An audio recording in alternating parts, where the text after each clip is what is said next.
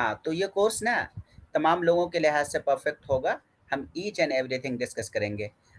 इसमें से कोई ऐसे भी हैं जो अभी जॉब वॉब कर रहे हैं, मतलब अरबिक लैंग्वेज से रिलेटेड जॉब कर रहे हैं, जो वो बताएं। Yes sir. अच्छा अच्छा, चलिए तो ठीक है। ये मतलब आपके लिए भी मतलब जॉब में भी हेल्पफुल होगी। तो अब मैं स्क्रीन अपनी शेयर कर रहा हूँ। ये फर्स्ट लेसन है मेरा, फर्स्ट डे, जैसा कि हमने बताया था कि फर्स्ट डे हम स्ट्रक्चर्स को डिस्कस करेंगे। ठीक है, ये स्क्रीन सबको विजिबल है? बता दीजिए नहीं, कोई। मुझे नहीं दिख रही है। No no, okay, not visible. एक मिनट एक मिनट, मैं स्क्रीन फिर से शेयर कर रहा हूँ।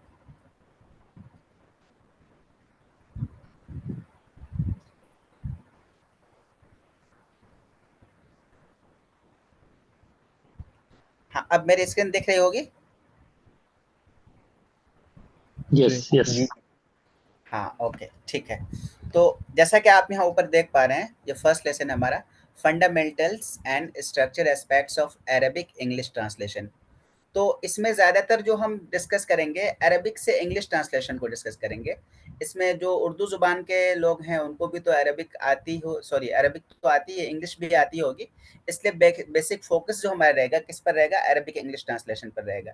अब बीच बीच में जहाँ समझ ना आए तो हम उर्दू में भी समझाने की कोशिश करेंगे, लेकिन मेन फोकस रहेगा क्या कि अरबिक से इंग्लिश ट्रांसलेशन कैसे किया जाए, हम उन तरीक़ों को आपको बताएंगे।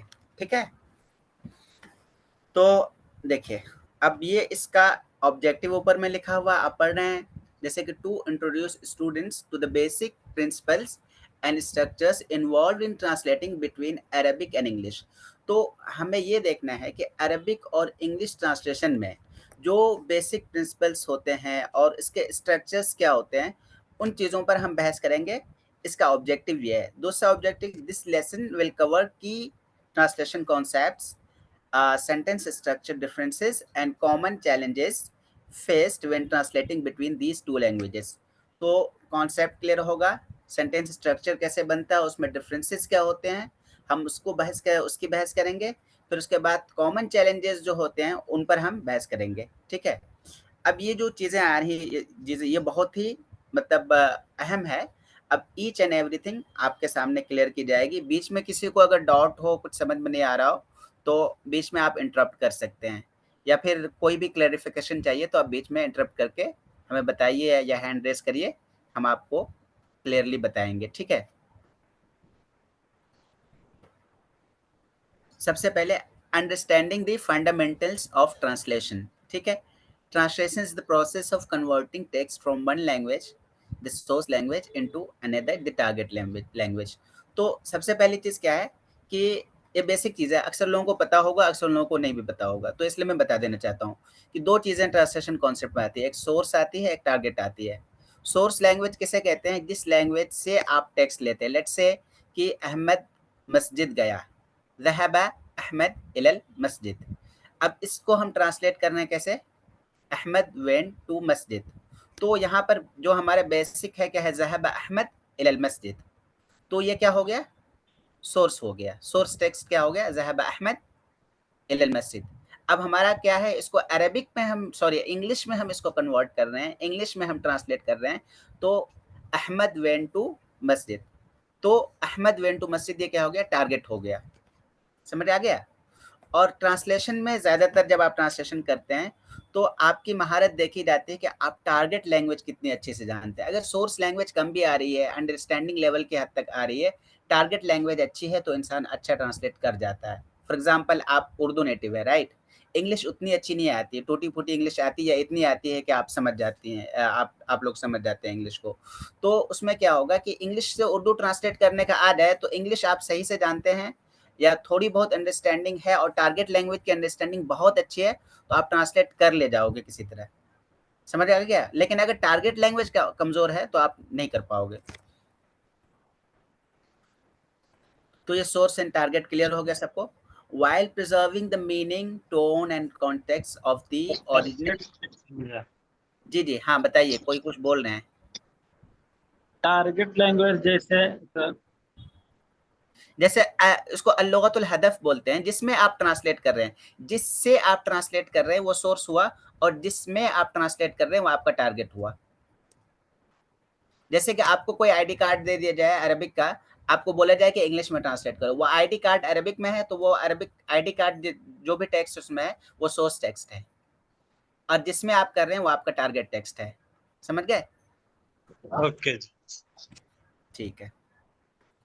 तो ट्रांसलेशन में क्या देखा जाता है? Preserving the meaning, tone, context of the original text. तो मीनिंग को प्लस टोन को भी प्लस कॉन्टेक्स्ट को भी, इन सब चीज़ों को कंसीडर किया जाता है कोई भी सक्सेसफुल ट्रांसलेशन के लिए। देखिए, in case of the Arabic English translation, this task involves navigating significant linguistic, cultural and structural differences between the two languages. मतलब आपको जो भी अहम लिंग्विस्टिक, कल्चरल, स्ट्रक्चरल डिफरेंसेस जो होते हैं, उन तमाम चीज़ों में नेविगेट करना होता है, उन तमाम चीज़ों को खंगालना होता है। खंगालने के बाद ही आप सही ट्रांसलेट या सही मीनिंग तक पहुंच पाते हो। उसमें जो की कॉन्सेप्ट्स हैं वो नीचे आपको बता दिए गए हैं। सबसे पहला की कॉन्सेप्ट क्या है? एक मिनट, थोड़ा सोर्स एंड टारगेट लैंग्वेज, तो ये तो हम अभी बहस कर चुके हैं। अरेबिक एज द सोर्स और target language, English as the करस्पॉन्डिंग काउंटर पार्ट। तो इंग्लिश में जो आपका होगा या तो इंग्लिश सोर्स होगा या टारगेट लैंग्वेज होगी, या फिर अरेबिक सोर्स होगी या टारगेट होगी, जैसे वाइस वर्सा बोलते हैं ना। तो फॉर एग्जाम्पल आपको इंग्लिश का भी सोर्स हो सकता है, इंग्लिश में कोई कोई चीज़ दे दी जाए, उसको अरेबिक में ट्रांसलेट कीजिए, या फिर अरेबिक भी सोर्स हो सकती है, अरेबिक में कोई चीज़ दे दी जाए उसको इंग्लिश में ट्रांसलेट कीजिए। ठीक है। अब यहाँ पर आता है इक्विवेलेंस। अब ये लिखा हुआ the challenge of finding equivalent expressions in the target language that accurately convey the meaning of the source text. तो होता क्या है कि कोई भी टेक्स्ट अगर आपको दे दिया जाए फॉर एग्जांपल, तो सबसे पहला चैलेंज जो आता है उसमें वो ये आता है कि इसका एग्जैक्ट एक्सप्रेशन क्या होगा, एग्जैक्ट सिनोनिम क्या होगा, या एग्जैक्ट वर्ड क्या होगा, वहाँ पर एग्जैक्ट वर्ड क्या फिक्स हो सकता है। आपको फॉर एग्जांपल एक वर्ड दे दिया जाए कि अस्सलाम वालेकुम, तो आप वर्ड फॉर वर्ड ट्रांसलेट कर लोगे, आप बोलोगे पीस बी अपॉन यू, इस तरह से कुछ बोल दोगे। या फिर आपको दे दिया it's a piece of cake, यानी कि ये एक केक का सॉरी केक का पीस है, हादिही क़ितातुम मिनल काका आप बोल दोगे। लेकिन ये आपका जो कल्चरल कॉन्टेक्स्ट है वो आपको कन्वे नहीं करेगा ये। तो सही कल्चरल कॉन्टेक्स्ट को कन्वे करने के लिए आपको नेविगेट करना होगा कि अरबिक में इसके लिए मतलब क्या सही इक्विवेलेंट हो सकता है। और it's a piece of cake जो बोलेंगे, इसको हमको ये समझना होगा कि इंग्लिश में ये किस मीनिंग में आता है। आपको सबसे पहले ये समझना होगा कि इंग्लिश में ये किस मीनिंग में आता है। इंग्लिश में ये जब आप सर्च करेंगे या फिर पता करेंगे, आपको पता होगा कि जब कोई चीज़ बहुत ही ईज़ी हो, बहुत ही हलवा हो, तो उस टाइम क्या बोल देते हैं? It's a piece of cake. तो उसको ट्रांसलेट कैसे करेंगे? जब आपको समझ में आ गया तो आपको इस किसी तरह भी ट्रांसलेट कर सकते हो। जैसे उर्दू में आप कह दोगे ये तो मेरे बाएँ हाथ का खेल है, राइट? तो अरबिक में आप क्या कह देंगे? हाज़ा अम्र सहलुन जिद्दा, ये बहुत आसान चीज़ है। और इसी तरह जैसे आप बोल दीजिए टाइम फ्लाइज़, किसी को बोल दीजिए टाइम फ्लाइज़, या कोई भी कॉन्टेक्स्ट में कि टाइम फ्लाइज़, वक़्त उड़ रहा है, तो अरबिक में अल वक़्तु यतीर नहीं ट्रांसलेट कर देंगे, अल वक़्तु यतीर नहीं कर देंगे, क्या करेंगे बताइए कोई?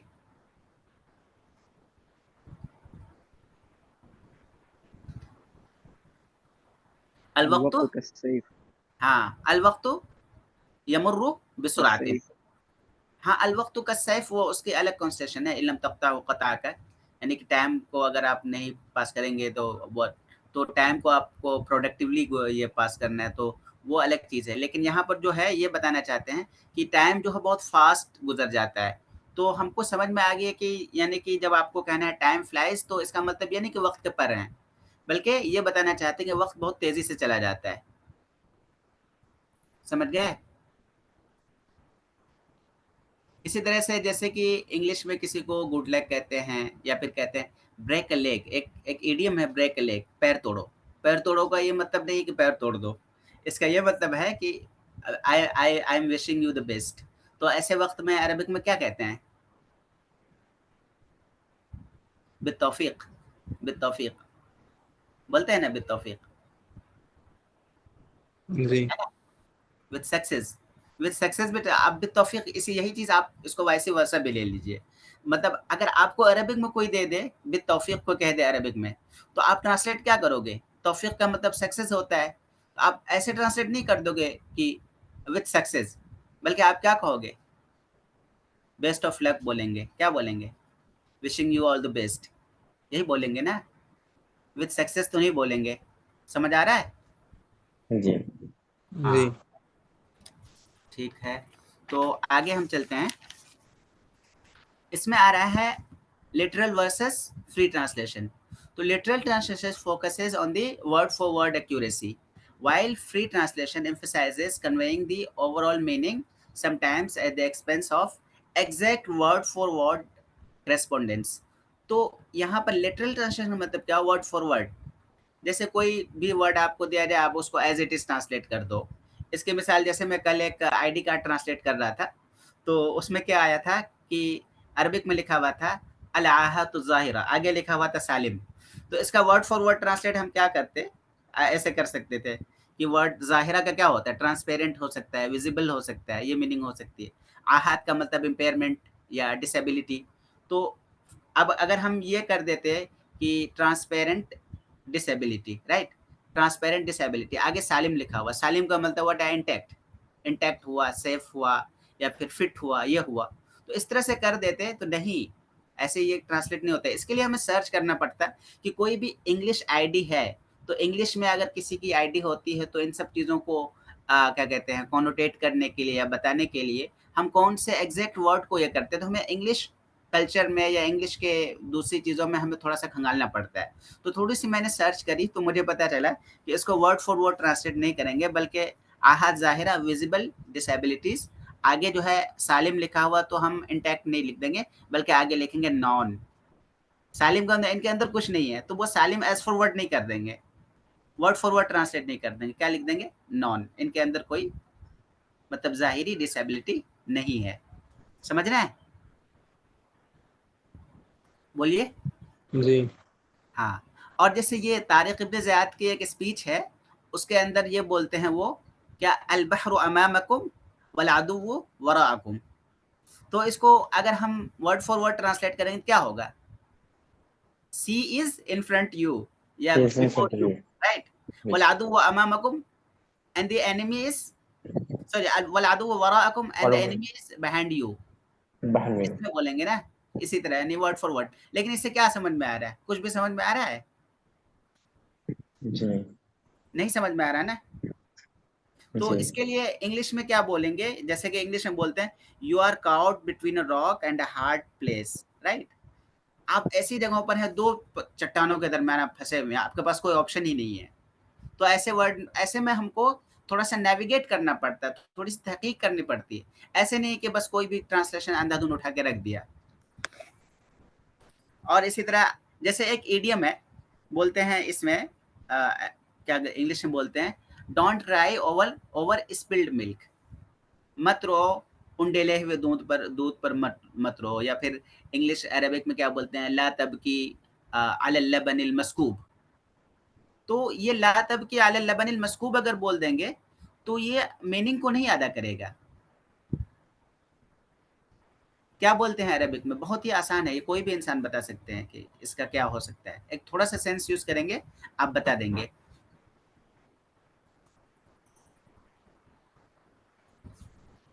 क्या बोलते हैं? ला तअसफ अला मा फात, या ला तबकी अला मा फात। हाँ वो हाँ दूध नहीं लाएंगे, दूध का ट्रांसलेट नहीं करेंगे, उंडेले हुए दूध, इस तरह से नहीं कहेंगे। समझ आ रहा है? ठीक है। और जैसे आप बोलते हैं मन जद्दा वजदा, जिसने कोशिश किया उसने पा लिया। तो अगर इसको हम वर्ड फॉर वर्ड में जाएंगे तो कहेंगे कि मन जद्दा, हूएवर स्ट्राइव्स, जद्दा मतलब कोशिश करता है, स्ट्राइव्स, वजदा फाइंड्स, ये हो गया। लेकिन अगर इसको थोड़ा सा और अच्छी तरह से ट्रांसलेट करना चाहेंगे तो थोड़ा सा हमको रिसर्च करना होगा। तो इसके लिए क्या हम बोलते हैं कि जैसे hard work page of, hard work page of, आपकी मेहनत आपको उसका फल देती है ना? ठीक है। तो इतना क्लियर है आप लोगों के लिए? सोर्स लैंग्वेज, टारगेट लैंग्वेज, फिर एग्जैक्ट इक्विवेलेंस कैसे लाएंगे, और फिर लिटरल वर्सेस फ्री ट्रांसलेशन। और एक चीज़ और हम क्लियर करना चाहते हैं कि जब आप कोई लीगल डॉक्यूमेंट ट्रांसलेट करते हैं या फिर कोई आईडी कार्ड ट्रांसलेट करते हैं, उसमें आमतौर से जो ट्रांसलेट किया जाता है वो लिटरल किया जाता है। फादर का नाम क्या है, मदर का नाम क्या है, या कोई लीगल होता है, उसमें ज़्यादातर चूँकि बहुत ज़्यादा वो क्रिटिकल डॉक्यूमेंट होता है, तो उन चीज़ों में फ़ोकस किया जाता है कि लिटरली हो। और जब आप कोई ऐसे डॉक्यूमेंट ट्रांसलेट कर रहे हैं जिसमें जैसे कि एकेडमिक टेक्स्ट है या मार्केटिंग टेक्स्ट है या टेक्निकल टेक्स्ट है, इस तरह की चीज़ें, तो उसके लिए हम क्या यूज़ करते हैं, फ्री ट्रांसलेशन यूज़ करते हैं।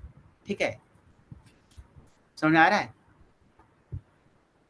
जैसे हम लोग यस क्या सर। यूज़ करते, जब मैं अमेज़न में था ना, तो ये जैसे बुक मार्क्स वगैरह ये सब आते थे, तो कुछ-कुछ ट्रांसलेट जैसे वो ट्रांसलेटर्स होते थे, वो गूगल ट्रांसलेट करके कुछ से कुछ डाल देते थे। तो वो एक बार ना हम लोग के पास एक आया कि बुक मार्क्स से ट्रांसलेट कैसे करेंगे? तो उसमें अलामातुल कुतुब इस तरह से कुछ उसने किया हुआ था। तो फिर मैंने उसको सही करा, उसके बाद अलामातुल कुतुब नहीं होता, बुकमार्क जब आता है तो बुकमार्क का मतलब क्या होता है? अलामातुत तबवीब ये होता है।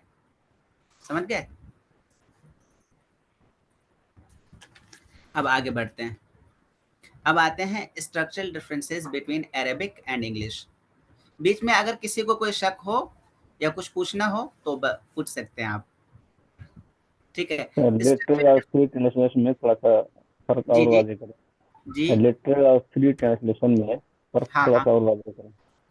हाँ, लिटरल में लिटरल का मतलब word word for word translate करना। जैसे वो बोलते हैं ना कि लफ्ज गोभी। ही बोल गो सकते हैं। हाँ हाँ, एक एक मैं आपको एक मिसाल दे रहा हूँ। जैसे एक साहब पर्शियन में ट्रांसलेट कर रहे थे, गोभी एक सब्जी का नाम है, ठीक है, गोभी।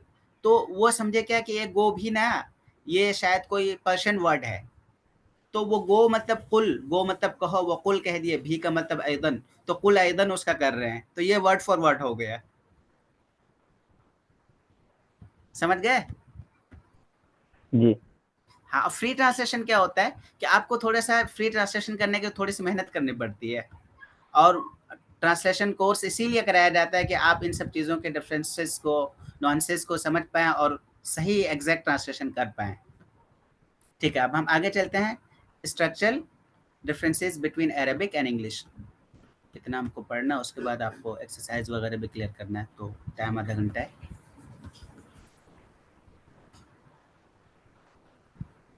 देखिए, one of the primary challenges, अच्छा कोई पढ़ पाएंगे इसको क्या? अगर कोई पढ़ते तो टू वे क्लास भी हो जाती और ये भी समझ में आता है कि इंग्लिश का क्या मतलब ये है, किस तरह से। तो कोई इसको पढ़ सकते हैं आप में से? ये वाले को बस छोटा सा पैराग्राफ है। Yes, sir. हाँ, पढ़िए कोई। जी जी। Structural differences between Arabic and English. One of the primary challenges in Arabic and English translation is managing the structural differences between the two languages.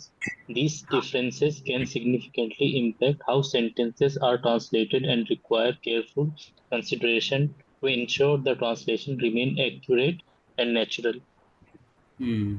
तो देखिए, अरबिक का भी स्ट्रक्चर जो होता है वो इंग्लिश के स्ट्रक्चर से डिफरेंट होता है, और इंग्लिश का जो स्ट्रक्चर होता है वो अरबिक के स्ट्रक्चर से डिफरेंट होता है।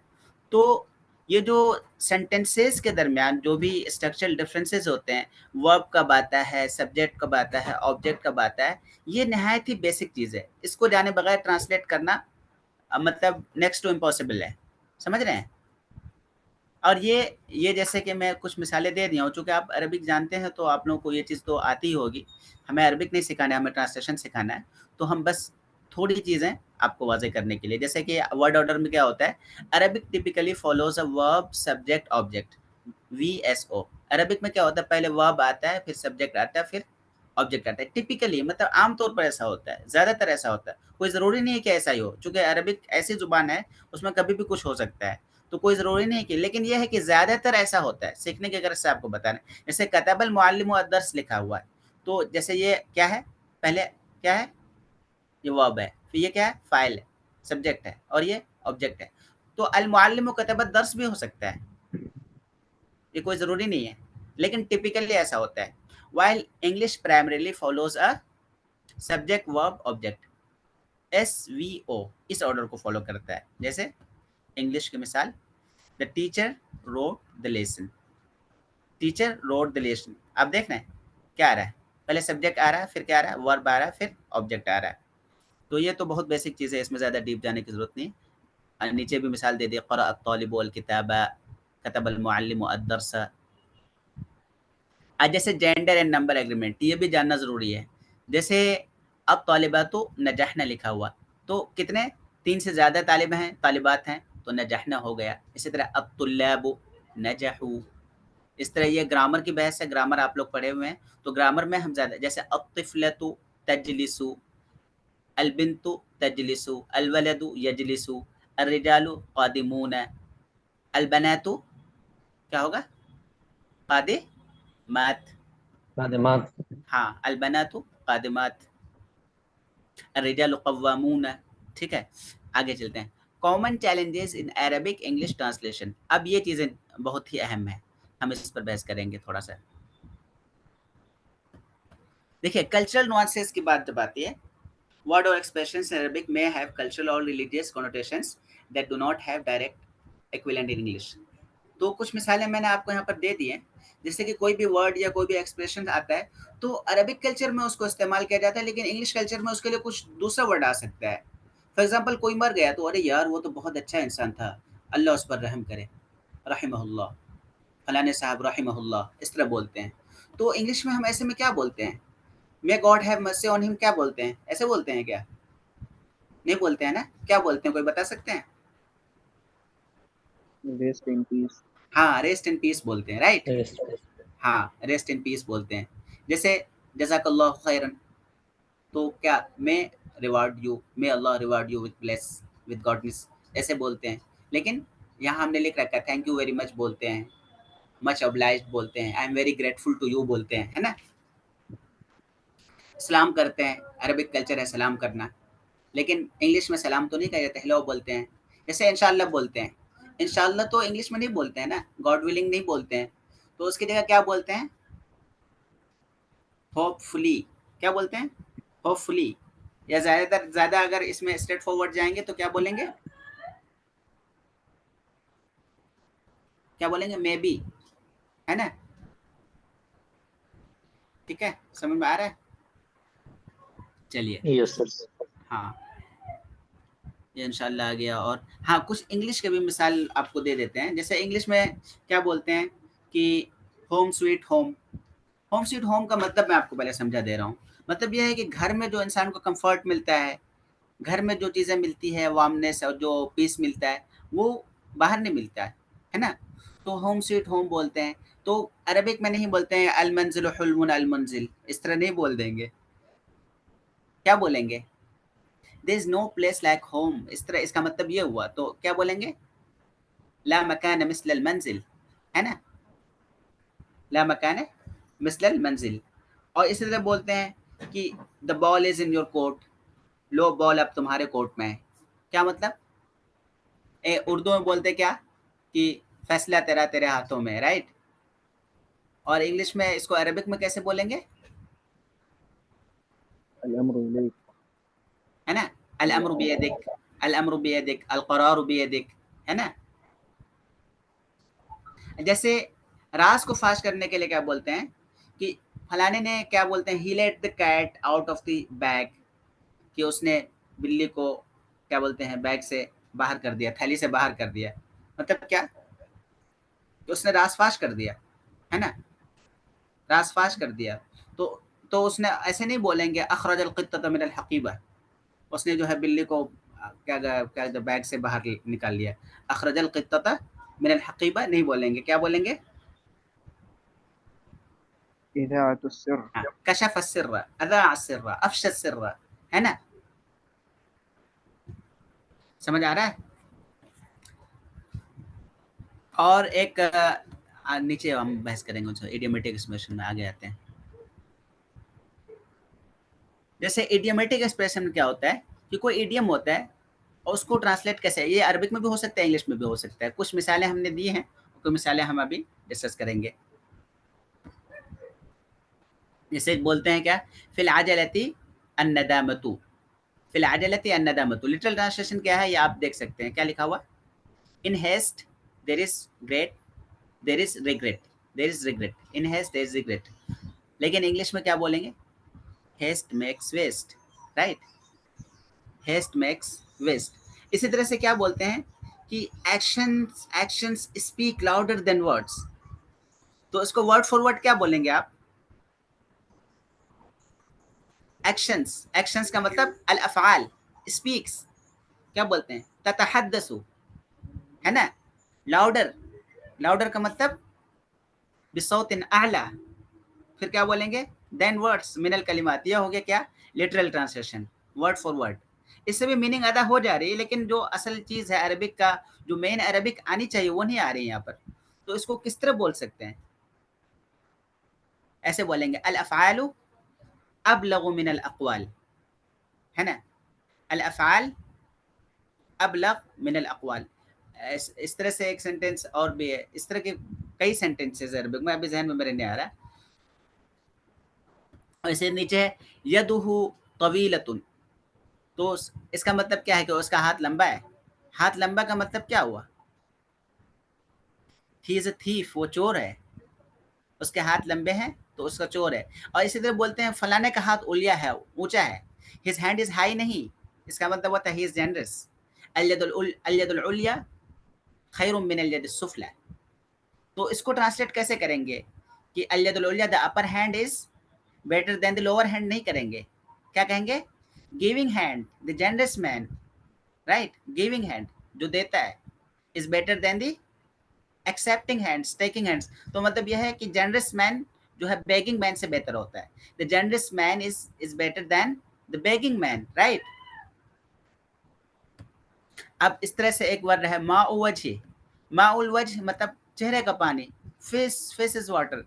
तो माउ वजह अरबिक में जब बोलते हैं तो इसका मतलब ये होता है कि उसकी डिग्निटी, वक़ार, माउल वजह डिग्निटी, इंसान का जो पानी, चेहरे का पानी होता है, इससे मतलब होता है कि अरबिक कल्चर में डिग्निटी और वक़ार को बताया जाता है।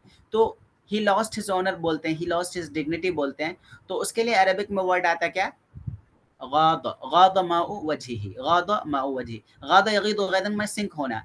तो ये नहीं कहेंगे कि the water of his face sunk, sink हो गया, डूब गया, ऐसे नहीं बोलेंगे, क्या बोलेंगे, गाद माउ वजही, ही लॉस्ट हिज डिग्निटी। समझ आ रहा है, जी। चलो ठीक है। आगे जब हम प्रैक्टिकल करेंगे तो और ज़्यादा समझ में आएगा। चलिए, लेक्सिकल गैप्स देखिए, some Arabic words may not have direct English equivalents requiring descriptive phrases और finding the closest possible word in English. जैसे फॉर एग्जांपल करिया, करिया का क्या होता है, विलेज, विलेज के मीनिंग में, लेकिन इंग्लिश में जो विलेज होता है एक छोटा मोटा गांव के मीनिंग में होता है, राइट। लेकिन अरबिक में जब करिया बोलते हैं तो वहाँ करिया से मुराद एक स्मॉल टाउन होता है। अरबिक में जो करिया होता है, वो करिया अगर हम करिया को विलेज से ट्रांसलेट कर देंगे, कुछ कॉन्टेक्स्ट में ऐसे आते हैं कि जैसे कि उम्मुल कुरा, उम्मुल कुरा किसको बोला जाता है, मक्का को बोला जाता है ना। तो मक्का जी तो, हाँ, मक्का तो the mother of all villages. Mecca village, villages village का मदर नहीं है, मक्का किसका मदर है, मक्का तमाम शहरों का मदर है, वहाँ स्मॉल टाउन के मीनिंग में है। समझ गए।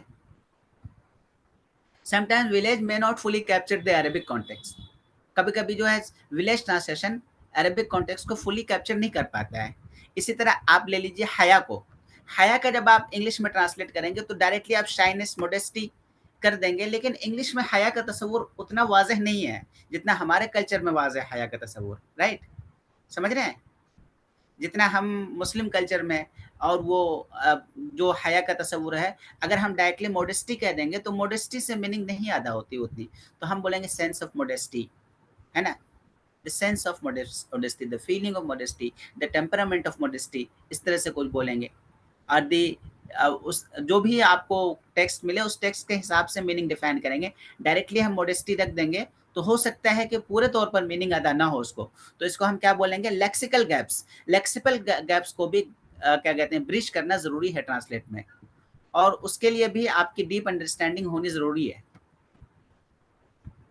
जैसे वुड, वुड का मतलब होता है अफेक्शन, लव, ये होता है। लेकिन जब आप बोलेंगे warmth feelings, warmth of feeling, जैसे ईमेल के लास्ट में आप क्या लिखते हैं, वार्म रिगार्ड्स, वार्म रिगार्ड्स लिखते हैं ना इस तरह से, ईमेल के लास्ट में रिगार्ड्स सिर्फ लिखते हैं, तो रिगार्ड्स का मतलब क्या होता है? रेस्पेक्ट होता है ना, अल-एहतराम, राइट? जी। ऐसे होता है, लेकिन अब उसका ट्रांसलेट जो है आप अल-एहतराम सिर्फ कर दें, समझ में आएगा कुछ? नहीं आएगा ना? ऐसे फिर लास्ट में क्या बोलते हैं? मा तहियात अल-हार्रा, इस तरह बोलते हैं, मा अबलगिल एहतराम, इस तरह बोलते हैं, राइट? लास्ट में। ठीक है, समझ आ गया? अब यहाँ तक हमने बहस कर ली, अब हम आते हैं कुछ प्रैक्टिकल एक्सरसाइज पे। अभी हमारे पास है 20 मिनट टाइम है।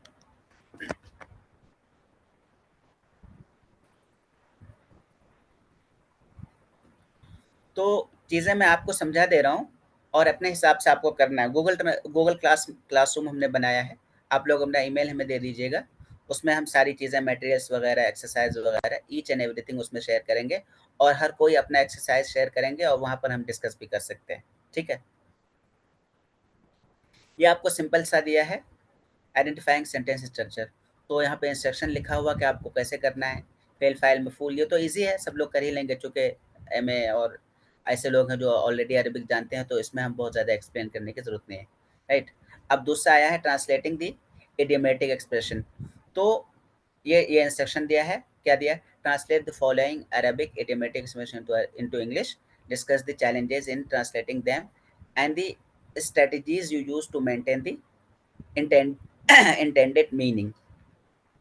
तो ये आपको मैंने एक मिसाल दे दी है, क़तअ शक्क बिल यकीन। लिटरल ट्रांसलेट क्या होगा? He cut doubt with certainty, right?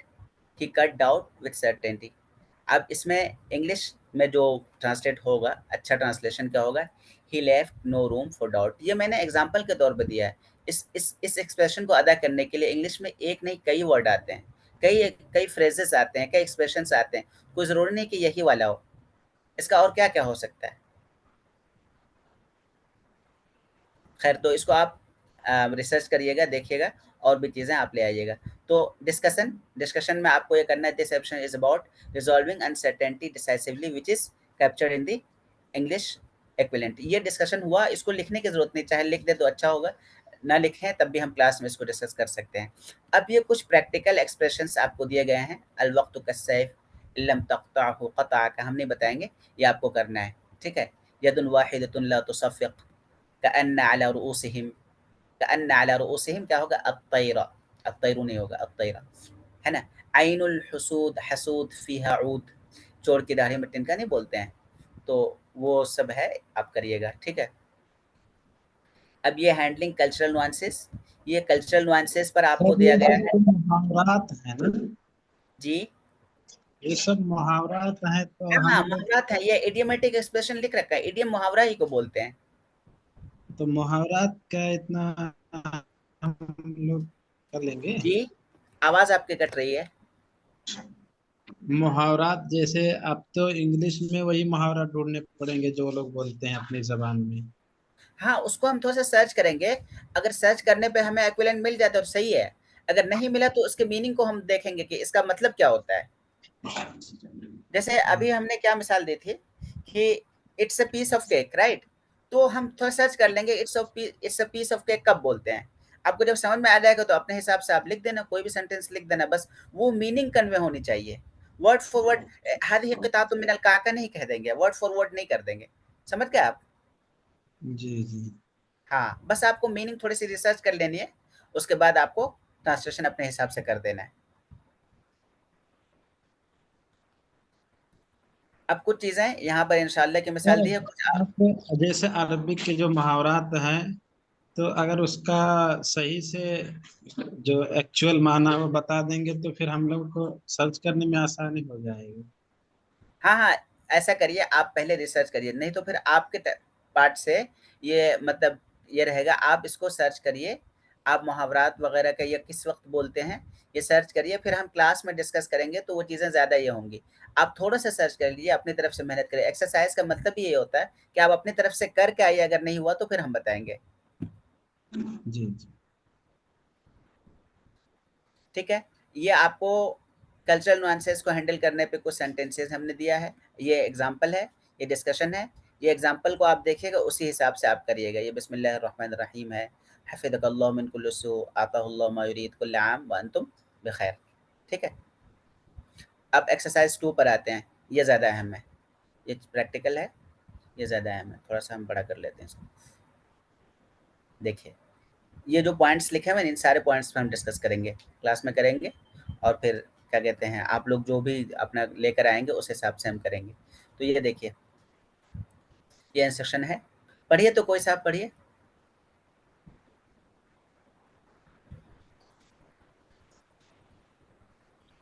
कोई है? Instructions. हाँ पढ़िए। Translate the following short paragraph from Arabic to English. While translating, focus on first, maintaining the correct sentence structure. Ensure that the subject, verb, and object are correctly identified and translated. Second, addressing culture nuances. Consider any culture reference that might need adaptation or explanation in English. ठीक है। Third, translating idiomatic expressions. Hmm, Look look for any idiomatic expressions and find equivalent expression in English. Fourth, ठीक है। handling lexical gaps.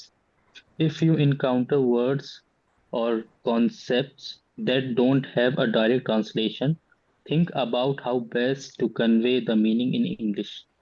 ठीक है, तो ये सब points है ना, आपको इन सब पॉइंट्स पर फोकस करते हुए ट्रांसलेट करना है।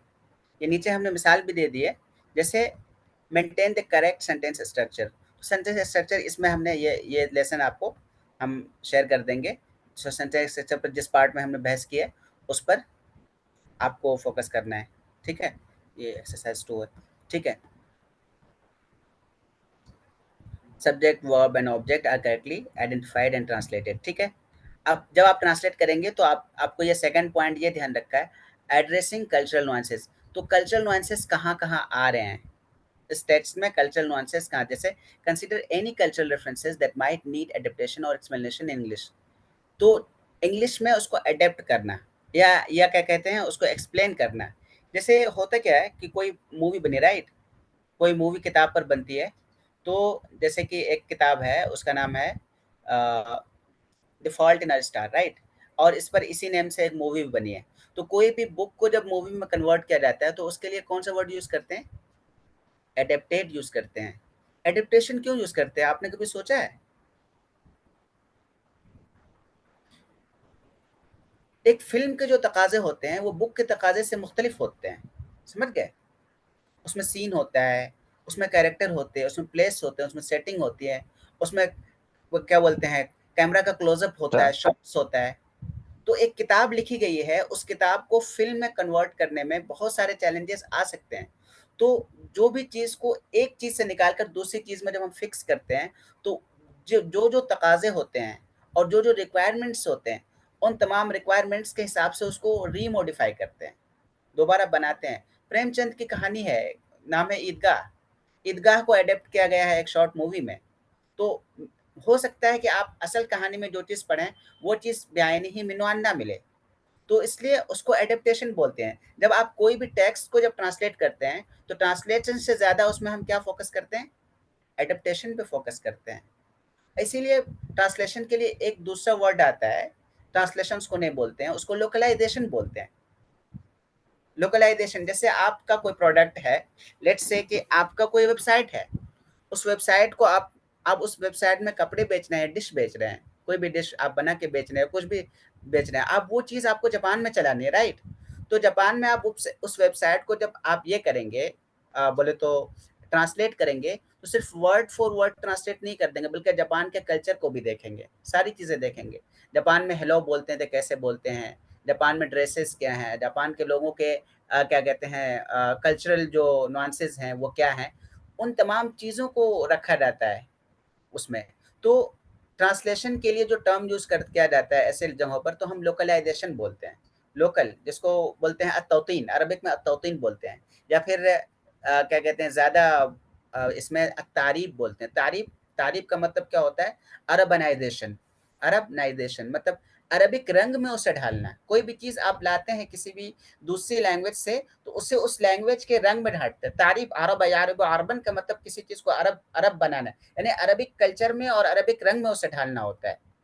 तो यहाँ पर जब भी आप ट्रांसलेट करेंगे कल्चरल रेफरेंसेस को देखेंगे और एडेप्टेशन एंड एक्सप्लेनेशन दोनों होना चाहिए कि आप अडेप्ट कर पा रहे हैं या उसको क्या कहते हैं उसमें कोई एक्सप्लेनेशन की नीड है तो एक्सप्लेनेशन भी कर पा रहे हैं।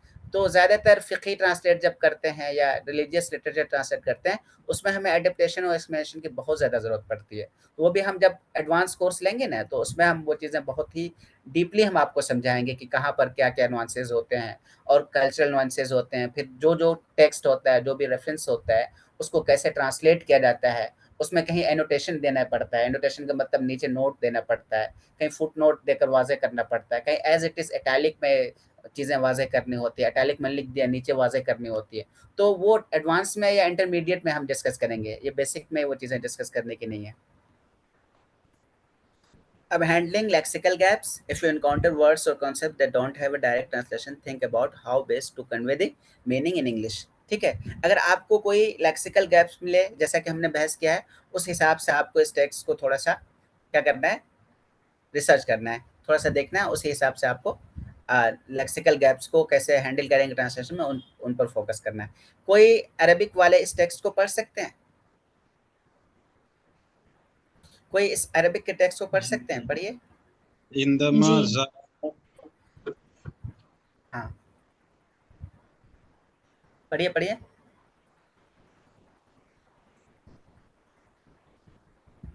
عندما زار على قريته القديمة अला شعر हाँ, بمشاعر चलिए مختلطة. पढ़िए। كان يتذكر أيام الطفولة عندما كان يلعب في الشوارع الضيقة ويلتقى بالأصدقاء. قال في نفسه: ما أضيق العيش لولا فسحة الأمل. عند مروره بالسوق رأى صديقا قديما وقرر أن يشرب الشاي معا. ठीक है। بينما كان يتحدثان أدرك على أن الوقت قد غير الكثير، لكن الذكريات ما زالت حية في قلبه. ठीक है, ठीक है। चलिए बहुत अच्छा। देखिए, عندما زار علي قريته القديمة شعر بمشاعر مختلطة। हम एराब वाज़ेह करके बोल रहे हैं आपके सामने ताकि आप ग्रामर डिफरेंसेस को भी समझें। अगर इसकी ज़रूरत होगी तो हम इसको भी डिस्कस कर लेंगे क्लास में, अगली क्लास में, ठीक है। कान यतذكر أيام الطفولة عندما كان يلعب في الشوارع الضيقة ويلتقي بالأصدقاء. قال في نفسه: ما أضيق العيش لولا فسحة الأمل. عند مروره بالسوق رأى صديقا قديما وقرر أن يشرب الشاي معا. بينما كان يتحدثان أدرك علي أن الوقت قد غير الكثير، لكن الذكريات दोनों ला को हम इनफेक्ट कर देंगे यहाँ पर, तो इस तरह लेकिन الذكريات ما زالت حية في قلبه। यह हुआ आपका अरबिक रीडिंग। अब गाइडेंस क्या है? गाइडेंस को कोई पढ़िए, कोई भी पढ़े। Sentence structure. Pay attention to how the sentences are structured in Arabic and try to maintain the same flow in English while making it natural. Cultural nuances. Consider phrase like ما أضيق العيش لولا فصحة العمل, which may require adaptation to make sense in English. ठीक है। Idiomatic expressions. Identify any expressions that don't translate literally and find appropriate English equivalents. ठीक है। Lexical gaps. Think about word like fusha, which might need a descriptive translation if there isn't direct equivalent. ठीक है। हाँ, एक चीज़ और मैं आपको बताना चाहता हूँ, जैसे इंग्लिश में कुछ वर्ड यहाँ पर यूज़ हुए हैं, लेक्सिकल यूज़ हुए हैं, इडियोमैटिक यूज़ हुए हैं, नुआंसेस यूज़ हुए हैं, तो ये वर्ड्स ऐसे हैं जो इंग्लिश में कॉमन है। अगर किसी को समझ में ना आए तो बताइए। जैसे नुआंसेस का मतलब क्या होता है, कोई बता सकते हैं?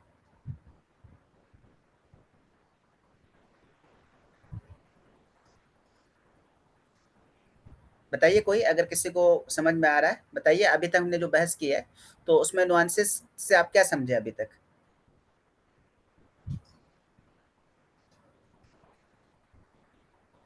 मुझको तो असर समझ में आया सर, क्या चीज़? मतलब तहजीबी जो असर होता है। अच्छा, अच्छा, चलिए। हाँ, और कोई कुछ समझे हैं बताइए? बहुत छोटी डिफरेंसेस हाँ, हाँ, और जो कोई? डिफरेंसेस। हाँ, तो नुआंस का मतलब ये होता है, और आपने तहज़ीबी असर समझा तो हो सकता है चूँकि हम कल्चरल चीज़ें डिस्कस कर रहे थे, तो उससे आपने शायद तहज़ीबी असर समझ लिया होगा। तो आपकी अंडरस्टैंडिंग भी सही है, लेकिन इसका मतलब ये होता है, नुआंस का मतलब होता है बहुत ही बारीक छोटा डिफ़रेंस होता है, जिसको एक्सपर्ट लोग ही पकड़ सकते हैं, जो इस फ़ील्ड के माहिर होते हैं, उन चीज़ों को वो पकड़ सकते हैं। एक होता है डिफ़रेंस, तो एक सटल डिफ़रेंस जो होता है, बहुत ही बारीक डिफ़रेंस होता है। बाल की खाल निकालना, तो जो एक्सपर्ट होते हैं वो बाल की खाल निकाल पाते हैं, तो ऐसे के लिए हम नुआंसेस यूज करते हैं, राइट। और लेक्सिकल, लेक्सिकल का मतलब क्या होता है? लेक्सिक कोई बता सकते हैं? आपने बताया ही नहीं सर। अच्छा, अच्छा, हाँ, चलिए मैं बता दे रहा हूँ। मैं समझा कि आप लोग समझते होंगे, तो ऐसा एक्चुअली लेक्सिकल, लेक्सिकल मतलब डिक्शनरी होता है। लेक्सिकोग्राफर जो डिक्शनरी लिखने वाले, अल्फाज के पेचो खम में जो उलझते हैं, डिक्शनरी लिखते हैं, उसको लेक्सिकोग्राफर बोलते हैं। जैसे इंग्लिश के, अरबिक के बड़े बड़े लेक्सिकोग्राफर कौन है? तरुज़ाबादी हैं, और कौन है? इब्नुल मंजूर है, हाँ, इब्न मंजूर है। ताजुल अरूज किसने लिखा है? जौहरी ने, जौहरी या जुबैदी? मोहम्मद मोहम्मद इब्न इस्माइल जौहरी। जुबैदी ने लिखा है। हाँ, जुबैदी ने लिखा है ना। हाँ, खैर, तो जो लेक्सिकोग्राफर होता है, लेक्सिकल का मतलब होता है डिक्शनरी, जो वर्ड से जिसका ताल्लुक है। जैसे फुसहा, फुसहा मतलब अरबिक में लेक्सिकल कुछ भी तो जो अल्फाज के पेचो खम में जाते हैं, अल्फाज की मीनिंग को, उसकी तबीयत को, इन तमाम चीज़ों को बताते हैं, उसको उसको लेक्सिकोग्राफर बोलते हैं। उसी से लेक्सिका है, ये लैटिन वर्ड है। समझ गए? क्लियर जी। है? ठीक है। तो यहाँ पर देखिए, आपको क्या करना है, जो भी आप ट्रांसलेट कर रहे हैं, उसके सेंटेंस स्ट्रक्चर क्या हैं, उन चीज़ों पर आपको स्पेशल फ़ोकस देना है। प्लस ये कि कल्चरल में भी ये मा अदियक़ल आयश लौला फ़ुसहतुल अमली, तो इस पर भी आपको ये करना है कि इंग्लिश में इसको कैसे हम कन्वे करें, ठीक है? फिर इडियोमैटिक एक्सप्रेशन है, जहाँ इसमें इडियम कहीं आया है कि नहीं आया, वो आपको फाइंड आउट करके उसका इंग्लिश एक्विवेलेंट क्लास करना है। इससे फुसहा ये लेक्सिकल है, ये वर्ड से ताल्लुक़ है, डिक्शन से इसका ताल्लुक़ है, डिक्शनरी से। तो इन सब चीज़ों पर भी आपको थोड़ा-सा रिसर्च करके, डाइव डीप करके चीज़ें ट्रांसलेट करके लानी है, ठीक है? आज हम आपको English text, sorry, Arabic text दिए हैं। कल कोशिश करेंगे कि आपको सेम चीज़ इंग्लिश में भी प्रोवाइड करें और आप उसका अरबिक में ट्रांसलेट करें। तो 10:55 हो गया है और आज पहली क्लास थी।